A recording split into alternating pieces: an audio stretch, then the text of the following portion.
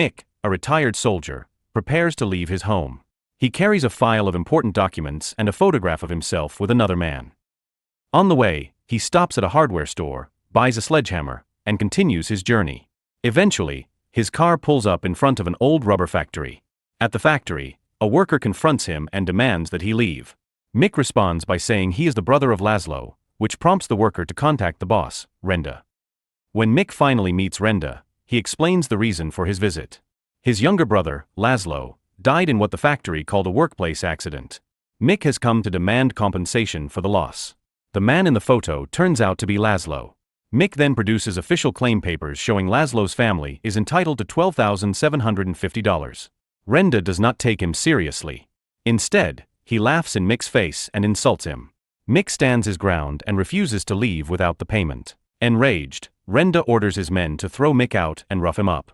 Drawing on his combat training, Mick fights back and takes down several of them.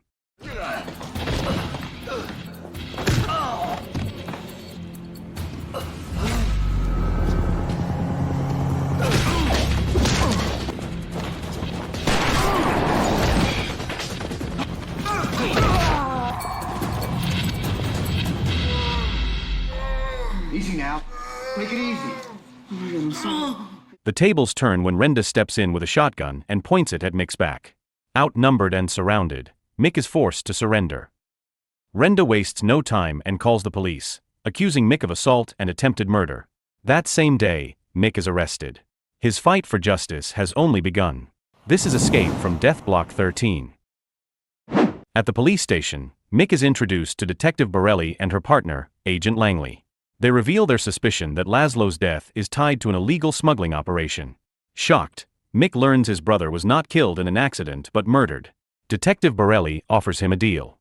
If Mick cooperates with their investigation inside Pleasant Hill Prison, they will help reduce his sentence. Mick hesitates. He does not want to be pulled deeper into trouble, yet he has little choice. Soon after, Mick is transferred to Pleasant Hill, a remote and hostile prison. Like most newcomers, he faces ridicule from veteran inmates. When he reaches his cell, a fellow prisoner warns him to keep his head down and endure whatever happens. Mick is confused, but the meaning becomes clear that night. Guards pull him from his cell and attack him with fists and electric batons.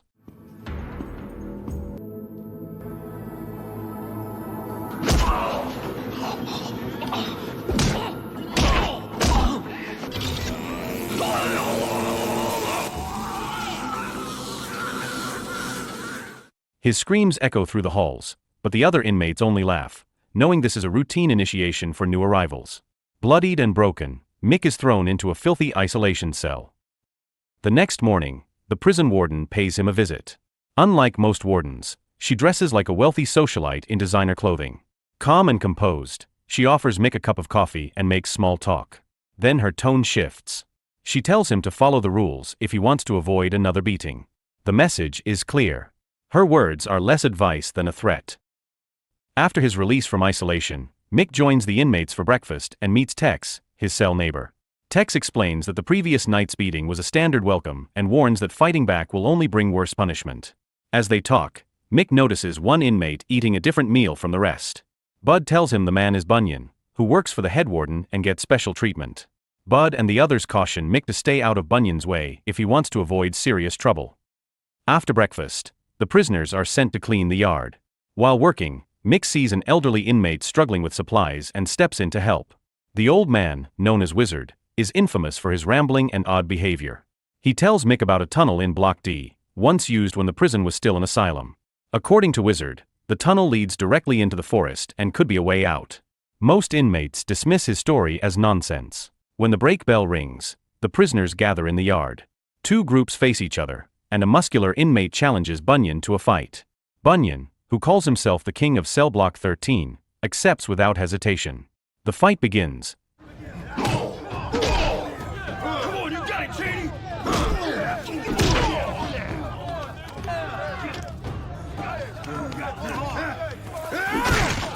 That's the way it's done. I'm the king of Cell Block 13.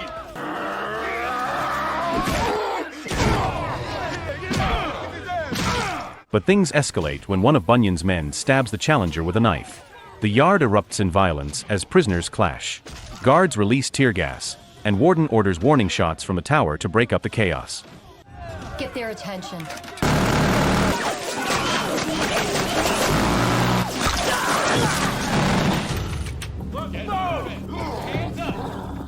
The next day, while working in the storage area, Mick's friend Greenhorn drops a sack.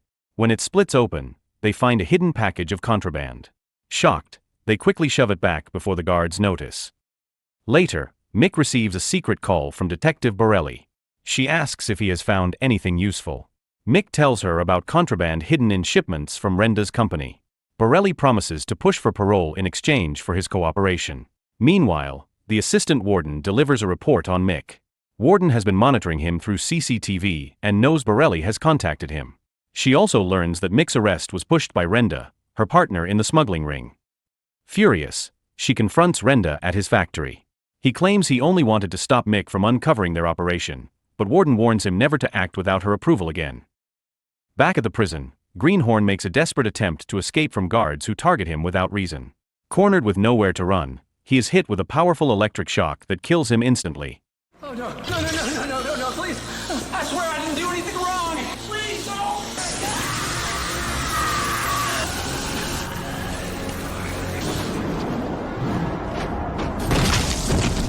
His body is left on the floor overnight before guards finally remove it the next morning. While the other prisoners head to breakfast, Mick is ordered to scrub Greenhorn's bloodstains from the floor.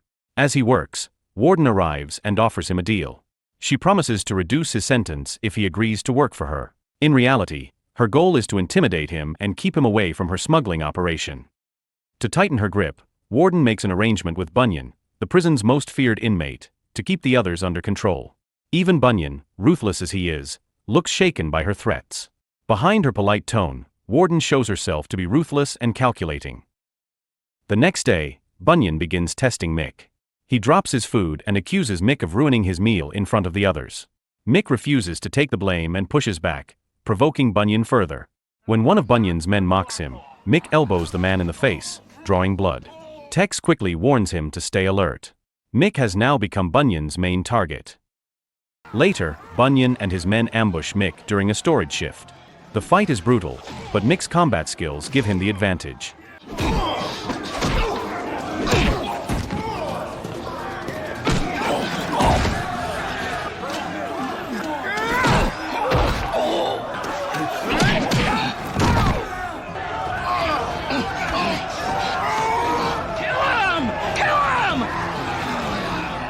He manages to choke Bunyan and nearly finishes him off. At that moment, Warden appears to watch. She tosses a metal chain to Bunyan, who uses it to turn the fight around.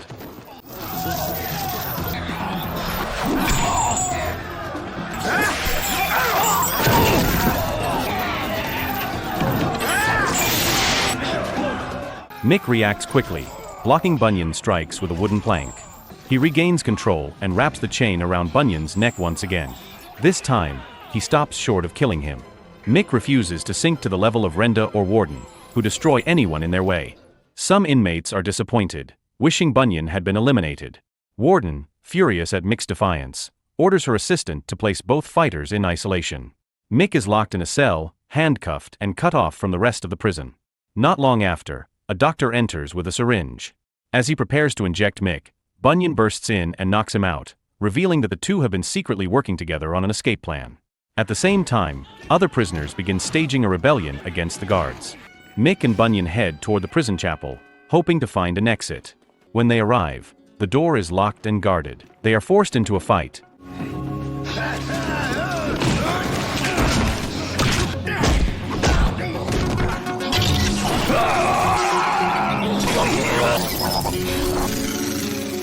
Eventually defeating the guard and taking his key. Inside, they are stunned to discover a stockpile of weapons, ammunition, and explosives, tools the guards use to maintain control. As they search the room, a group of guards bursts in, sparking a violent clash. Bunyan fights with unrestrained fury, holding them back.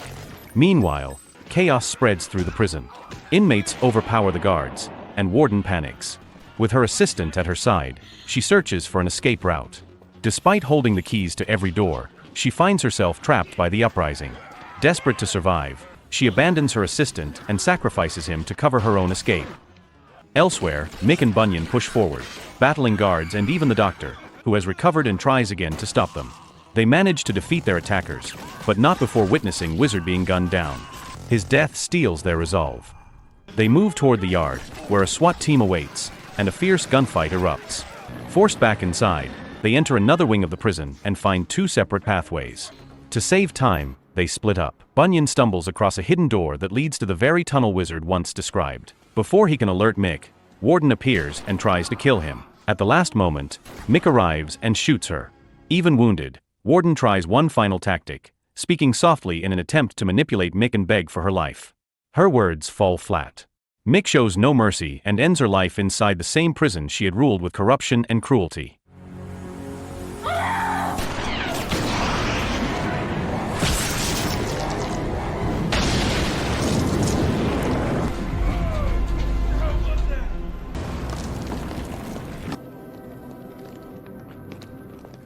As her downfall shakes the prison, Tex seizes control of the rebellion. Facing the SWAT team, he demands that the governor and major organizations come to Pleasant Hill to expose the corruption and abuse hidden within its walls.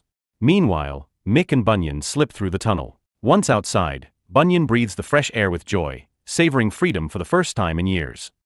After crossing the forest, they agree to separate to avoid pursuit by the police. Before leaving, Bunyan apologizes to Mick for the pain he caused in prison. He admits he served Warden out of fear and survival. Now, seeing Warden defeated, he calls Mick the true hero. Weeks later, Mick visits his younger brother's grave. As he stands in silence, police cars suddenly surround the area. Panic sets in as he braces for arrest. Instead, Detective Borelli and Agent Langley approach and assure him he is free.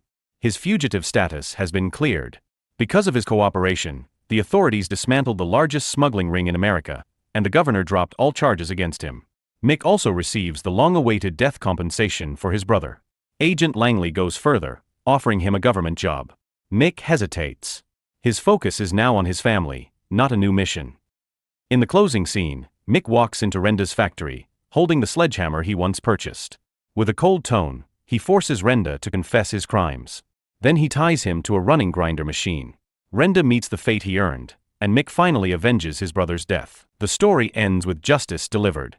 So the moral of the story is don't mess with a retired soldier carrying a sledgehammer, or you'll end up as prison drama, police paperwork, and eventually meat for the grinder.